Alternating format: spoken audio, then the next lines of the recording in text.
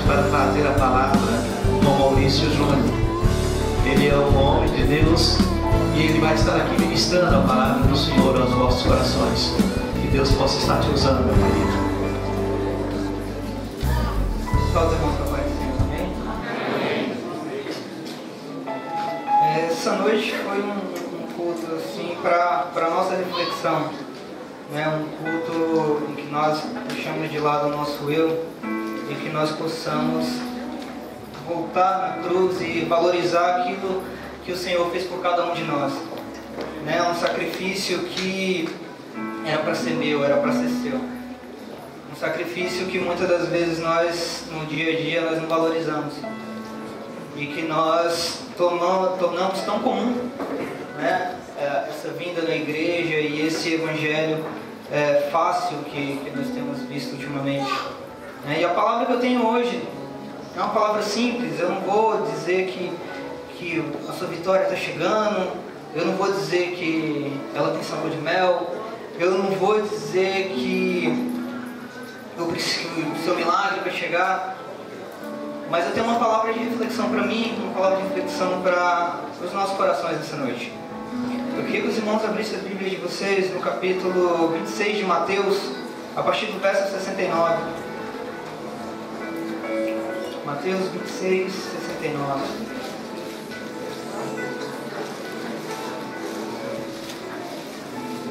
Ora, Pedro estava sentado fora do pátio e, aproximando-se dele, uma criada disse: Tu também estavas com Jesus, o Galileu.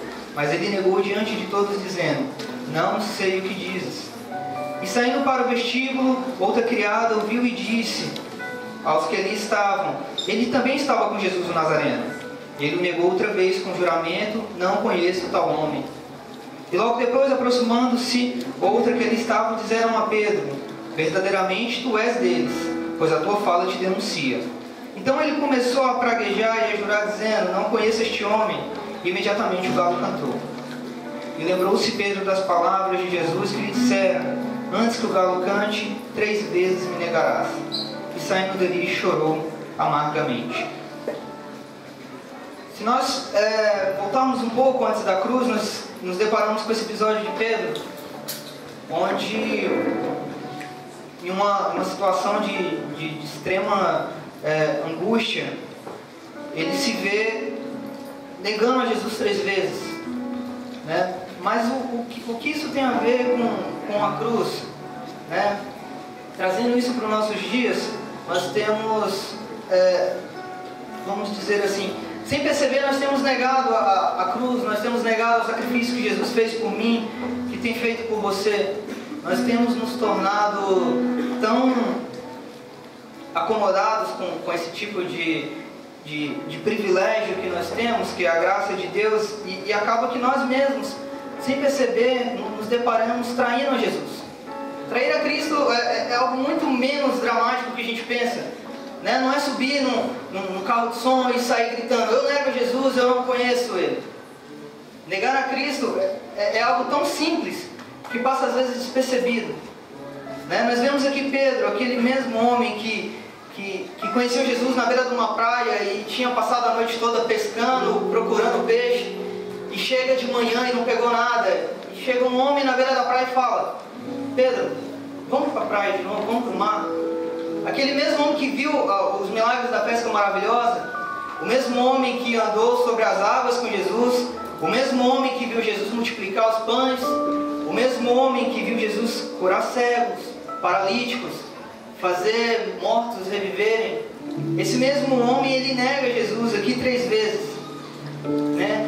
E nós, se nós nos depararmos, nós, por vivermos experiências maravilhosas com o Senhor, não vai dizer que a gente não vai chegar um dia e vai negar a Cristo. E ultimamente, nós temos negado Cristo de algumas formas simples, né? Uma delas é que nós apenas levantamos e não oramos, não dobramos os nossos joelhos para agradecer a Deus, para começar um dia e pedir a graça, o revestimento para Deus, um dia tão mau que a gente vive. Então nós negamos, nós saímos de peito aberto para o mundo e não tiramos aquele momento de oração ali no nosso quarto para chegar e pedir para Deus: Deus, abençoa o meu dia, né? Nós levantamos e vamos para a correria do dia a dia. Isso às vezes passa tão despercebido que quando a gente pensa, nossa, o dia está acabando e eu não tive um momento com Deus, né? Quando a gente tem esse tipo de atitude, é como se nós vivêssemos assim, o ateísmo na prática. Eu levantei, eu encaro o mundo e eu não tive um momento com Deus para falar, Senhor, me guarda.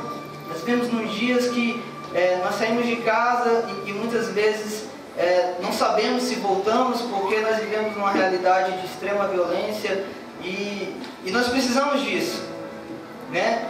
O Altman, ele fala uma coisa muito interessante, que aquele que sai de casa sem orar, ele é tão tolo quanto aquele que sai nu. É algo extremamente estranho, se nós formos pensar. Nenhum de nós saímos de casa nus, né? Mas saímos de casa sem pelo menos curvar o nosso joelho e chegar a Deus, guarda meu dia, né? Sem dizer, Deus, obrigado, eu estou vivo mais uma vez. Outra forma que nós negamos a Deus é quando nós negligenciamos a palavra dele. Nós começamos a viver sobre a nossa própria conveniência.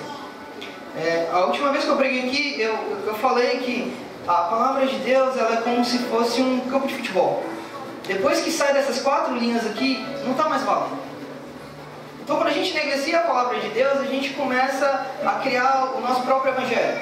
Nós começamos a tomar algumas coisas por verdade. Nós pegamos aquilo que nos interessa da palavra de Deus e tomamos para a nossa vida. E esquecemos todo o resto que exige de nós um certo comprometimento.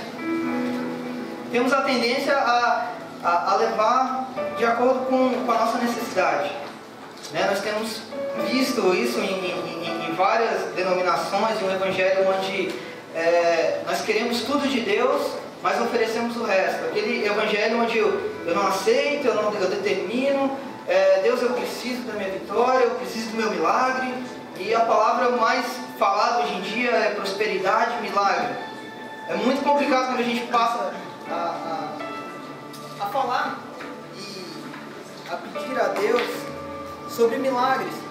Porque milagre é algo tão complicado da gente entender que a última coisa que eu quero na minha vida é precisar de um milagre na minha saúde. A última coisa que eu quero na minha vida é passar por um milagre no meu casamento ou na minha vida financeira. Nós temos uma ideia um pouco distorcida a respeito de muitas coisas que nós temos hoje em dia vivido no nosso evangelho. E a palavra de Deus ela é muito contrária a isso, porque a única coisa que é de graça no evangelho é a salvação. O resto nós precisamos realmente batalhar, nós precisamos trabalhar, mas sem deixar as coisas de Deus de lado. Outra coisa que nós fazemos e negamos a Cristo, negamos a cruz, negamos a palavra dele, é como nós negligenciamos o nosso chamado. Deus entrega algo nas nossas mãos e nós, na correria do tempo, na correria da vida, nós temos deixado as coisas assim, meio que de canto. Senhor, olha, hoje eu não tenho tempo, hoje foi corrido, eu preciso estudar, eu tenho faculdade, eu preciso trabalhar, eu tenho conta para pagar, eu tenho muita coisa, meu dia acabou, não tive tempo para tirar um tempo para nutrir o meu chamado, meu ministério.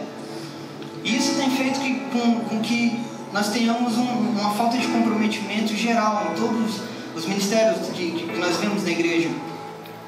Eu não consigo entender como que a gente levanta e a gente tem tanta coisa para fazer, mas a gente não tem tempo para realmente tirar um tempo para falar com Deus, para exercer o meu ministério. E acaba que nós ficamos meio que despercebidos e isso vai nos esfriando. E começamos a criar artifícios. Hoje em dia o que nós mais vemos é campanha disso, campanha daquilo, não que esteja errado. Só que nós precisamos voltar um pouco atrás, no berço da reforma protestante, quando Lutero ele afixou as 95 teses deles, né, na Alemanha, e ele falava muito a respeito das indulgências que a Igreja Católica tinha na Idade Média, que nós só conseguiríamos alguma bênção se nós precisássemos pagar, e acaba que isso hoje em dia tem se tornado uma realidade na nossa igreja. E se Lutero, se ele pudesse voltar hoje e pregar a respeito das suas 95 teses, a respeito das indulgências, eu acho que não seria para a Igreja Católica, acho que seria para a gente. Seriam para nós, os cristãos, os protestantes. Outra coisa, nós negligenciamos muito no tempo. Nosso tempo hoje em dia ele está tão corrido que nós esquecemos um pouco da palavra de Deus. Né? Hoje em dia a gente não vê mais como era antigamente, dos pais desligarem tudo e sentar, olha, vamos fazer o nosso culto hoje. Né? Eu vou ser pai daqui uns meses e eu tenho pedido para Deus, para Ele me ajudar. Para Ele me ajudar a criar meu filho de acordo com a palavra dele. Hoje em dia, isso é tão difícil dentro da igreja. O perfil hoje do desviado dentro da igreja, ele não é aquele cara que antigamente ele sumia da igreja. Infelizmente, hoje em dia a gente tem as pessoas mais desviadas, elas estão dentro da igreja. Isso é tão complicado porque tem se tornado algo tão comum, que ele tem se passado por uma verdade. Né? Uma mentira, ela muitas vezes repetida, ela se torna uma verdade, entre aspas, né? E uma verdade, ela mal explicada, acaba que ela vira uma mentira. E hoje em dia é muito complicado. Nós precisamos ter essa sabedoria. Eu peço para Deus, quando meu filho crescer, quando meu filho nascer, me ajuda a educá-lo de acordo com a sua palavra. Hoje em dia, algo que tem acabado com as nossas vidas, com a nossa vida espiritual, principalmente com jovens e adolescentes que não têm uma maturidade para usar as coisas, é o celular. Né? E quem é pai aqui, às vezes dá esse tipo de aparelho para criança, isso é muito legal, essa questão de informação, mas a gente precisa ter que tomar cuidado com o celular, porque ele pode estar trazendo a nossa destruição. E pai, você, ao dar o celular para o seu filho, e se você não policiar isso, você está sendo financiador do pecado dele. Hoje nós temos o mundo todo ali, um clique. Então, isso é muito complicado. Isso nos torna uma falta de desinteresse no ministério de Deus. Nós começamos a perder desinteresse, porque as coisas de Deus hoje em dia, para você chamar a atenção para um jovem, você precisa ser quase um animador de torcida, assim, de plateias. Hoje em dia, as pessoas não querem viver o que está escrito aqui sem uma outra atração. Sem eu precisar chamar um cantor famoso, sem eu precisar fazer uma campanha, um pregador, algo assim. Nós não vivemos muito o que está escrito nesse livro. E se nós vamos comparar com Pedro, nós às vezes interpretamos mal e falamos, caramba, Pedro, você traiu Jesus. Cara, você estava com ele, você viu tudo o que aconteceu. E quando chega na hora que ele mais precisa, você trai ele. Só que nós fazemos muito pior. Porque Pedro traiu, tudo bem, ele estava ali, ele negou. Mas dos discípulos ele é o único que estava ali. Todos os outros saíram, Pedro era impossível. Ele era aquele cara que tirava a espada e cortava a orelha do soldado para salvar Jesus. Só que nesse momento ele se vê traindo Jesus. Mas o mais interessante é que o mesmo Pedro, quando ele realmente tem um encontro com o Espírito Santo de Deus, ele é aquele cara que funda a igreja e é aquele mesmo cara que morre crucificado como Jesus. Só que ele fala, eu não mereço ser crucificado igual meu mestre. Me coloque de cabeça para baixo, eu não mereço. Aquele mesmo cara que nega Jesus aqui no capítulo 27, ele funda a igreja e ele coloca a palavra de Deus em movimento para estar espalhando para o mundo. Então nós precisamos disso. Outra coisa que nos deixa muito preocupados com relação à palavra de Deus é a murmuração. Né? Em algum momento nós ficamos tão ensimesmados que nós achamos que tudo é pra gente.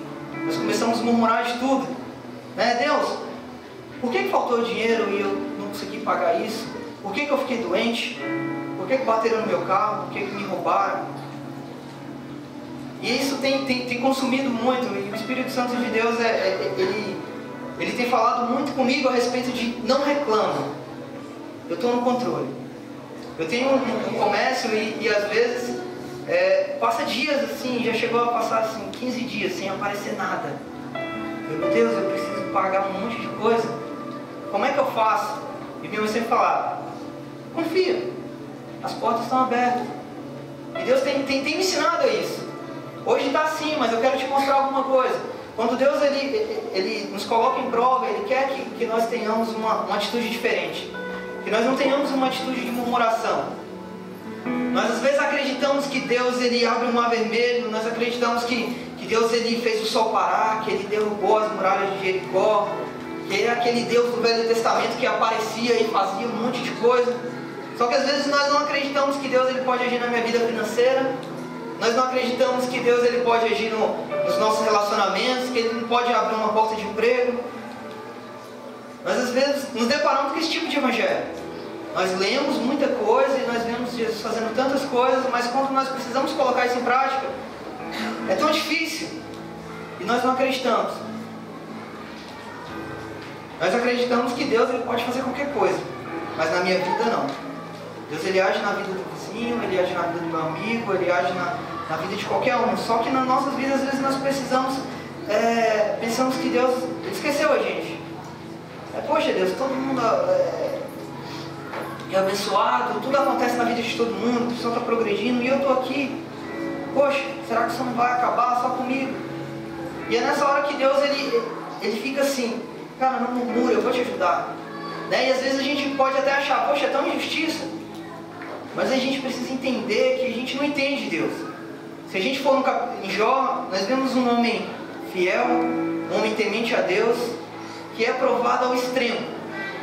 É alguém que se nós lermos assim, não tem por que Jó passar por isso.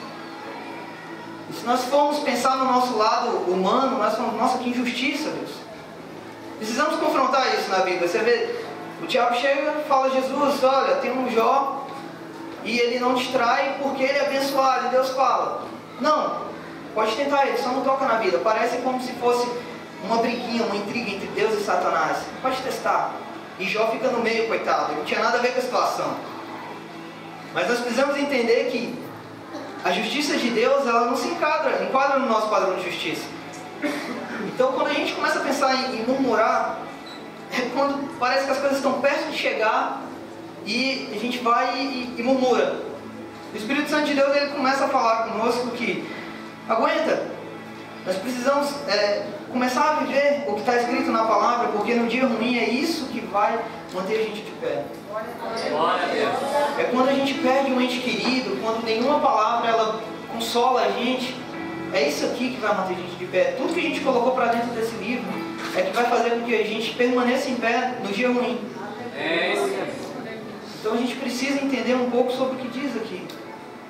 A gente precisa ler alguns capítulos da Bíblia e falar, nossa, eu não entendo isso. A gente precisa se confrontar. Toda vez que a gente pegar a palavra de Deus, a gente fala, Deus, é tão injusto ao meu ver, tanta coisa aqui, mas eu preciso confiar que está certo. Eu preciso entender, eu preciso chegar na palavra de Deus e falar, eu não entendo, mas eu confio. Eu tenho me preocupado muito com a situação que a gente tem vivido no nosso país. Nós ainda temos esse conforto de poder se reunir ainda num templo desse, poder pegar um microfone e chegar e falar que Jesus ele salva, ele transforma, ele liberta, que ele tem algo melhor para nossas vidas. Mas está chegando um tempo, e eu acredito que isso seja por agora, que nós não vamos ter tanta liberdade assim de falar do Evangelho. Infelizmente no nosso país nós temos, felizmente aliás, nós temos assim uma liberdade que em outras nações não tem. Outras nações as pessoas elas morrem por segurar uma Bíblia. E hoje em dia nós não temos coragem nem de trazê-la para a igreja. Infelizmente. Ou nós nos enganamos e colocamos ela no celular e viemos para a igreja. Só que não tem problema, né? A tecnologia é algo incrível. Só que a gente precisa ver o que a gente está colocando no celular junto com a palavra de Deus. Porque colocar uma Bíblia no celular e às vezes acessar um site que não é condizente à palavra de Deus é algo muito complicado. Então nós precisamos policiar, porque o diabo ele não tem feito grandes coisas, grandes aparições assim. Eu acredito que ninguém aqui viu o diabo já pessoalmente, chegou, eu sou o diabo, eu vim aqui porque eu quero destruir sua vida. Ele é sutil. São coisas assim que hoje em dia, se a gente for pensar, não tem nada a ver, né? Poxa, eu preciso trabalhar num dia de culto porque eu preciso pagar minhas contas. Não, você não sabe o que eu estou passando. Eu passo o mesmo problema, o pastor passa o mesmo problema. Não, mas eu tenho que trabalhar. A gente fica com essa loucura e acaba essas coisas de Deus vai ficando para trás. Nossa, eu estou cansado. Eu não vou parar para ler, eu não vou parar para cuidar do meu ministério, eu não vou parar para estudar um instrumento, eu não vou parar para fazer uma aula para melhorar aquilo que Deus colocou nas minhas mãos, eu só vou fazer no fim de semana porque realmente eu preciso fazer. Então nós precisamos entender um pouco com relação ao nosso chamado, e é algo que realmente tem ficado em prova por qualquer coisa, né? Vou começar na faculdade. A primeira coisa que fica em xeque são as coisas que Deus coloca na nossa vida. Eu vou casar. A primeira coisa que fica em xeque é as coisas de Deus. Eu vou ter um filho.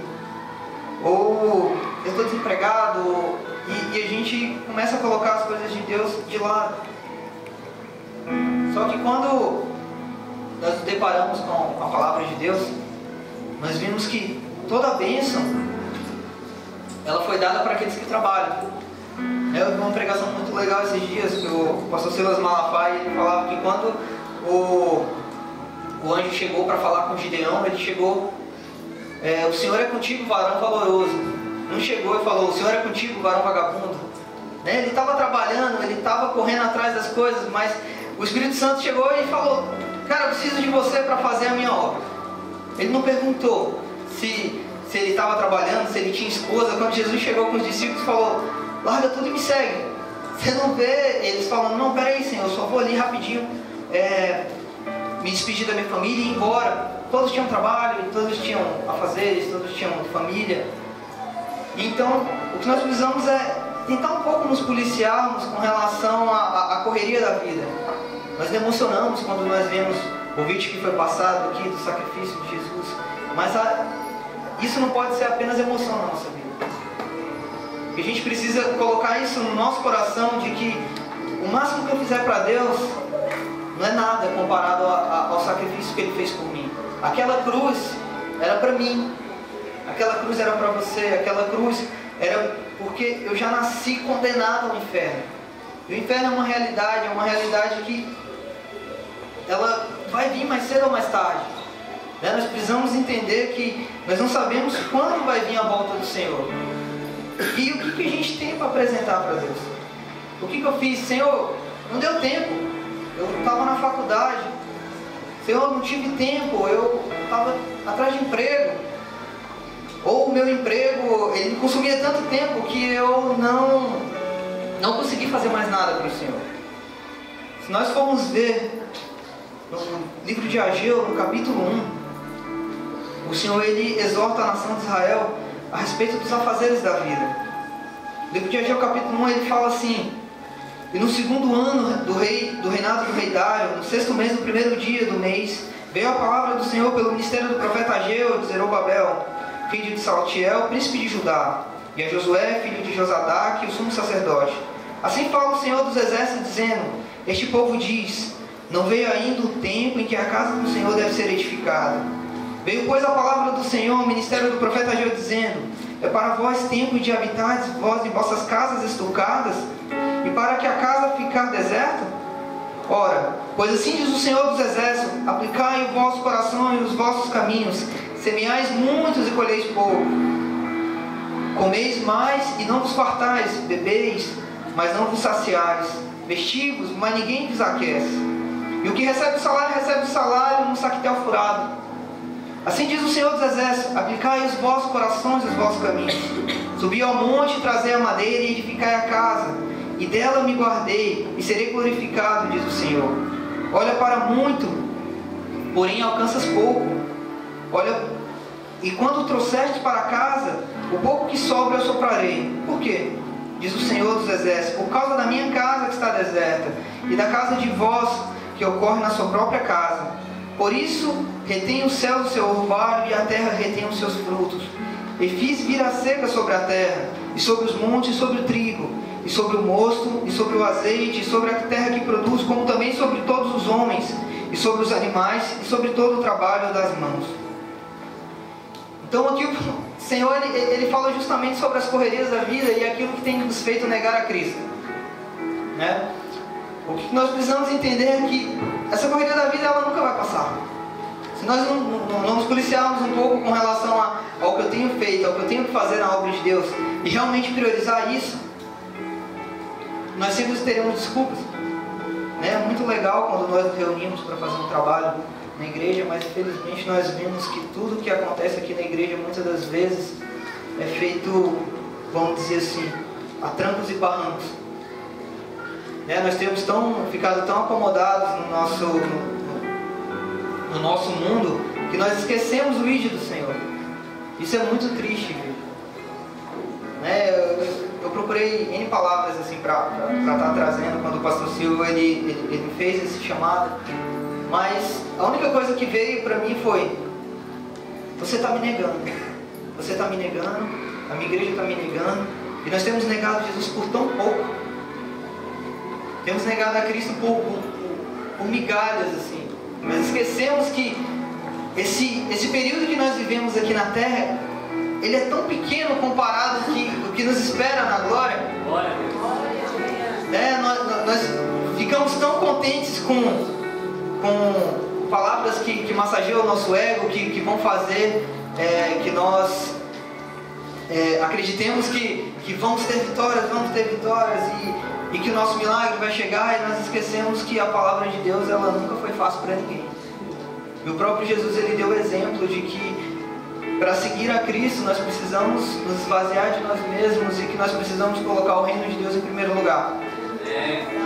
Nós precisamos deixar o eu, e nós precisamos nos sacrificar mesmo. E umas coisas assim que o diabo tem colocado sutilmente nas nossas vidas é que nós entregamos o coração. Jesus quer o coração. Não, Ele quer o nosso esforço. E ultimamente, se nós formos ver nessa realidade capitalista que nós temos, tempo e dinheiro. Infelizmente, as duas coisas que nós não temos e que nós sempre buscamos: tempo, dinheiro. Tempo, dinheiro. E nós viramos um escravo do tempo e do dinheiro. E a casa de Deus continua ficando para trás. O diabo, ele é muito sutil. Esses dias eu estava na rua e me deparei esperando o sinal fechar, e chegou um moço com o rosto sangrando. E eu cheguei: cara, o que aconteceu? Não, eu acabei de ser espancado aqui perto da Praça do Relógio. Qual é o seu nome? Não, meu nome é Fábio. Cara, você precisa voltar para a igreja, você precisa ir para a igreja, você precisa de Jesus. E ele: eu sou levita. Eu estou desfiado. E eu te garanto que esse Fábio, ele sentou na igreja, assim como eu, assim como você, e ele acreditou que ele nunca ia estar naquela situação. Porque nós, muitas das vezes, nos acomodamos em estar aqui, em estar todo domingo, em ter essa liberdade, e acaba que nós vamos esfriando dentro da igreja, e quando nós menos esperarmos, nós podemos estar naquela mesma situação. E o problema não é estar naquela situação, o problema é morrer naquela situação. Porque nós sempre acreditamos que Jesus, nós vamos esperar para ver a vinda dele no céu. Só que ele pode vir para mim hoje, ele pode vir para você hoje. Nós temos que parar de ficar comovidos com as coisas. Nós precisamos colocar isso para dentro do nosso coração e começar a remoer isso dia após dia, dia após dia. Deus, eu preciso fazer alguma coisa melhor, eu preciso me converter a cada dia, fazer igual o Lutero fazia. Ele colocava a mão na cabeça dele de manhã e expulsava o demônio dele. Então nós precisamos fazer isso. Cara, eu preciso fazer isso. Você olhar no espelho: cara, o que você está fazendo para Deus é pouco. Você precisa melhorar, você precisa dedicar um pouco mais do seu tempo. Esquece um pouco de trabalho, porque conta ela vai vir. Eu coloquei no meu coração uns 3 anos atrás, falei: Senhor, eu não quero mais trabalhar demais e deixar o meu ministério para trás. E o Espírito Santo me tocou e falou: cara, sai do seu emprego. Com família, com aluguel, com contas, sai. Eu trabalhava numa empresa, eu ganhava muito bem. E assim, eu tinha uma estabilidade, eu falei: sai. Deus, eu vou abrir as portas. E eu acreditei naquilo, eu falei: Senhor, eu preciso acreditar que o Senhor vai suprir as minhas necessidades se eu cuidar das suas coisas. Se eu tirar um tempo para cuidar um pouco daquilo que o Senhor colocou nas minhas mãos. Na minha loja eu fecho ela no sábado, o dia que tem mais movimento, eu fecho, porque eu coloquei no meu coração que: Deus, se eu cuidar das suas coisas, o Senhor vai cuidar das minhas. Então eu preciso abrir mão de muita coisa, mas eu preciso acreditar que o Senhor, Ele vai prover. Eu preciso parar um pouco, me policiar e falar: não, peraí, que tipo de evangelho eu estou vivendo? Que se eu não abrir a minha loja no sábado, eu vou vou passar fome, porque eu preciso disso. Que tipo de Deus que eu sirvo? Que tipo de evangelho eu tenho vivido?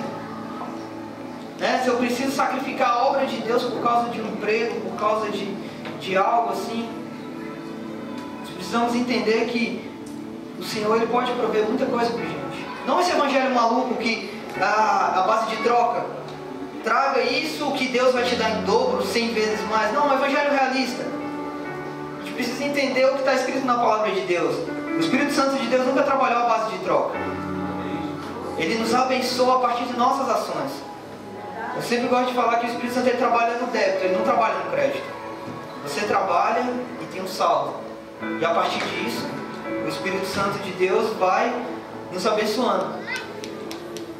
Então a palavra que eu tenho para vocês seria de que nós precisamos desligarmos um pouco do mundo e começarmos a pensar na palavra de Deus. Que nós venhamos nos emocionar menos, sermos um pouco mais realistas. Nós precisamos entender um pouco mais o que Deus quer falar através da palavra e esquecermos um pouco dessas vãs doutrinas que nós temos visto ultimamente. Nós possamos entender que o Espírito Santo de Deus ele é algo muito delicado. Ele não aceita o segundo lugar. Esposa, marido, filhos é algo muito legal, mas isso são só acessórios nas nossas vidas. O que realmente vai fazer com que a nossa vida fique de pé é o Espírito Santo de Deus, é a palavra de Deus. Eu queria que isso fosse uma verdade na minha vida e que isso fosse uma verdade nas nossas vidas hoje. Nós possamos entender que sem a palavra de Deus nós não somos nada. E que nós possamos entender um pouquinho o que Deus colocou no coração de cada um para fazer. Eu não sei qual é o seu ministério, eu não sei o que Deus te chamou, eu não sei se o seu ministério está parado ou como é que está. Mas que nós refletíssemos que o que eu estou dando para Deus? Nossa, eu morro de fazer tudo para Deus. Está bem? Não, está pouco. Nós precisamos entender que graça é o favor de mérito, não é o favor de esforço. João Batista ele dizia que, Mateus fala que desde o dia de João Batista o reino de Deus é tomado por esforço, e aqueles que se esforçam se apoderam dele. Então nós precisamos acreditar um pouco mais no Evangelho. Nós precisamos entender um pouco mais que Cristo ele tem bênçãos para nós. Só que nós possamos primeiro criar um despertamento para a palavra dele, assim como fala aqui em Ageu. Vocês estão construindo casas, vocês estão cuidando dos seus afazeres, e a minha casa. Vocês trabalham e nunca é suficiente, é como se colocassem um saco vazio. Nós possamos refletir um pouco mais sobre como está sendo o nosso cristianismo, como está sendo o júnior cristão, como está sendo o meu evangelho, o que eu tenho vivido, o que você tem vivido e o que realmente é o que Deus tem para nós. Sem essa enganação que nós temos vivido, sem essas falsas promessas de que dá e 100 vezes mais, 100 vezes mais. Precisamos ser um pouco mais realistas com tudo que nós vivemos no Evangelho, tudo que nós cantamos. Nós enchemos a boca na igreja e falamos: abro mão dos meus sonhos, abro mão da minha vida por ti. Mas às vezes nós não abrimos mão nem da televisão para vir para a igreja. Nós somos tão mentirosos às vezes, né? É algo assim tão duro assim de ouvirmos. Mas a realidade é essa, que nós possamos entender um pouco mais sobre o que nós fazemos. E isso é prestar o culto racional a Deus. Eu sentar aqui e eu cantar aquilo que eu vivo, e eu pregar aquilo que eu vivo, e eu viver o que está escrito aqui nessa palavra, e eu ser um pouco diferente do que o mundo tem conduzido e tem nos ensinado a ser, que nós venhamos ser um pouco mais como Jesus. Nós possamos entender que negar a Cristo está nos pequenos detalhes, que negar a Cristo não é algo gigantesco, que nós negamos a Cristo de maneiras sutis, e o diabo ele é especialista nisso. Nós precisamos entender que o reino de Deus ele é algo que nos requer esforço, que requer de nós um certo comprometimento e uma disciplina diária. Não é algo de domingo em domingo. Nós precisamos entender que o que Deus tem para nós é muito maior do que nós pensamos, mas que primeiro nós precisamos ter realmente um comprometimento com a palavra dele, e que nós possamos viver o Evangelho que está escrito aqui. Nós possamos olhar para a cruz e ver aquele sacrifício de Jesus por mim e por você, e entender que eu estava condenado, eu estava pé no inferno, mas o Senhor veio, deu o melhor dele, que foi o Filho, e trouxe para essa terra para ser humilhado por mim, por você, que nós possamos tentar devolver um pouco disso para Ele, através das nossas vidas, que nós possamos fazer o melhor para Cristo, sem buscar uma troca, porque Ele já deu o que tinha de melhor para nós, que foi Jesus. Que nós possamos entender que eu preciso ter um compromisso sério com a palavra de Deus.